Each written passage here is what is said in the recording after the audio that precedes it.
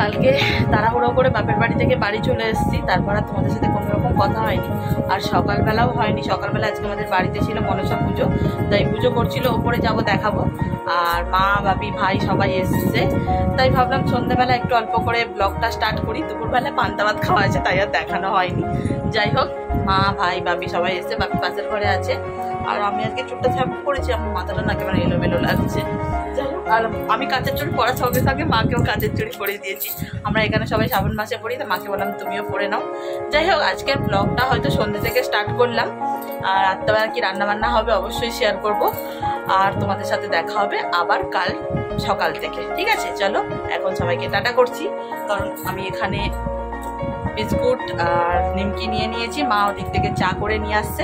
এখন একটু সন্ধ্যাবেলা চাটা খাই, মাথাটা খুব ধরে আছে। যাই হোক, চলো টাটা, পরে আবার তোমাদের সাথে কথা হচ্ছে, মানে রাত্রেবেলা আবার কাল সকালবেলা। রাত্রেবেলা সবাই ডিনার করতে বসে পড়েছে। আর আজকে ডিনারের মেনুতে আছে পরোটা, এখানে আছে আলুর দম, আর এটা আছে মিষ্টি, যেটা বাপি নিয়ে এসেছে। আর বাপি তো আলুর দম খায় না, তাই বাপির জন্য কুঁদরি আলুর তরকারি আর রুটি। আর এই হচ্ছে মায়ের খাবার। আর ভাইয়ের জন্য ডিম ভাজা করছে। এই যে মা এখানে ভাইয়ের জন্য ডিম ভাজা করছে। মা অনেকদিন তোমাকে দেখাইনি, হাই বলো। হাই। আমার শাশুড়ি দেখেছো, মুখ শুকনো হয়ে গেছে, জ্বর হয়েছিল, দোকা মারতেও পারছি না বেচারিটাকে। যাই হোক, চলো ঝটপট খেয়ে নিই, আবার কাল সকালে তোমাদের সাথে দেখা হচ্ছে। দুপুরবেলা তোমাদের সাথে একদমই কথা বলা হয়নি, ঝটপট করে রান্না বান্না করে দিয়েছি। আর কি মেনু হয়েছে সেটাও শেয়ার করা হয়নি। এখন বিকেলবেলা বলতে পারো 4:30 বাজে। আমি আর মা একটু রেডি হয়ে নিয়েছি, যাচ্ছি মামার বাড়ি।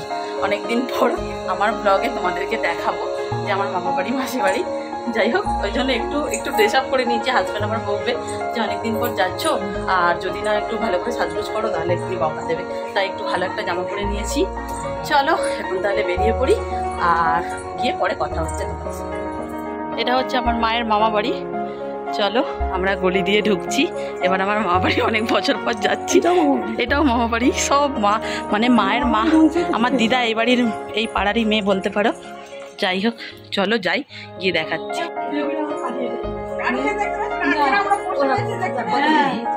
এই তো পাকসার কাছে আমার মায়ের হাসিটা দেখতে পাচ্ছ। আমার মা প্রচুর এক্সাইটেড, বাপের বাড়ি পাড়ায় যাচ্ছে, অনেক দিন পরে এসছে, তাই জান।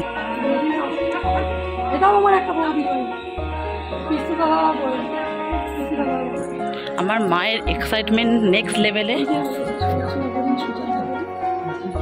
চলো, আর এই গলিটা পেরোলেই আমার মামা বাড়ি, যাওয়া যাক। কি করছে এত? গোপুকে দেখো, ওই দেখো, আমাদেরও গপু আছে। তোমার ছেলে কি করছে? আমার ছেলে ইংলিশে অনার্স চলছে। সেটা 100 বার।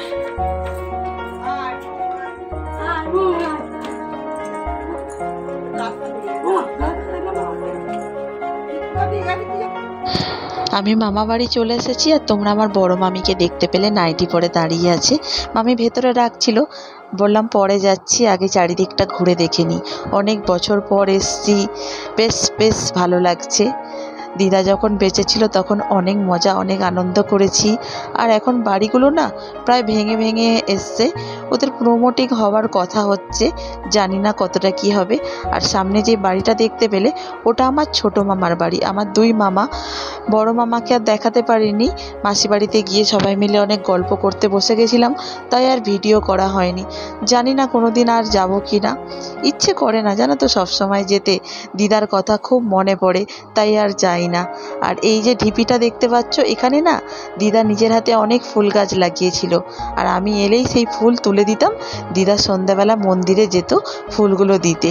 আর এইটা হচ্ছে মামার ঘর, বড় মামার। ওদের বললাম না বাড়িগুলো প্রায় ভাঙা অবস্থা। তোমরা তখন দেখতেই পেলে, তোমাদের দেখালাম যে মামা বাড়িটা আমাদের কেমন হয়ে গেছে। আগে কত সুন্দর ছিল, পুরনো অনেক স্মৃতি জড়িয়ে আছে। দিদাও এখন আর বেঁচে নেই, দিদা ছিল যখন তখন অন্যরকম লাগতো। যাই হোক, তারপরেই চলে গেছিলাম মাসি বাড়িতে। আর মাসি বাড়ির ক্লিপটা তোমাদের সাথে শেয়ার করা হয়নি, দেখানো হয়নি, কারণ ওখানে গিয়েই সবাই মিলে গল্পতে এত মত্ত হয়ে গেছিলাম, মানে মা আমি দাদাদের সাথে, তাই জন্য আর তোমাদেরকে দেখানোই হয়ে ওঠেনি সেরকম করে।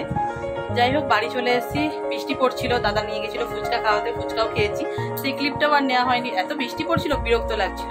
আসার সময় ভাইয়ের জন্য বিরিয়ানি নিয়ে তাড়াতাড়ি করে এসে বাবুকে সেবা দিয়ে দিয়েছি। আর আমি এখনও চেঞ্জ করে নিয়েছি আর মুখটা ফ্রেশ করে নিই, একটু মুখটা পরিষ্কার করে নিই। যাই হোক আজকের ভিডিওটা এখানেই এন্ড করে দিচ্ছি। যদি ভালো লাগে তাহলে অবশ্যই একটা লাইক করবে, চ্যানেলটাকে যারা এখনো পর্যন্ত সাবস্ক্রাইব করোনি ঝটপট গিয়ে চ্যানেলটা সাবস্ক্রাইব করে নাও। আবার তোমাদের সাথে দেখা হবে নতুন কোনো ইন্টারেস্টিং ব্লগের সাথে। ভালো থাকো, সুস্থ থাকো, সাবধানে থাকো। আর বাবা মা কদিন আছে, অবশ্যই নতুন ব্লগ নিয়ে হাজির হব।